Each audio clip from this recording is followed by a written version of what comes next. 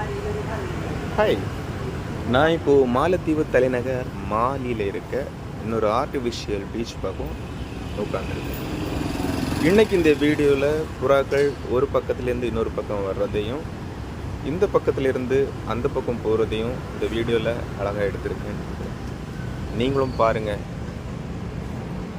இந்த வீடியோ பிடிச்சிருந்தா உங்கள் ஃப்ரெண்ட்ஸுக்கு ஷேர் பண்ணுங்கள், சப்ஸ்கிரைப் பண்ணுங்கள். தேங்க்யூ.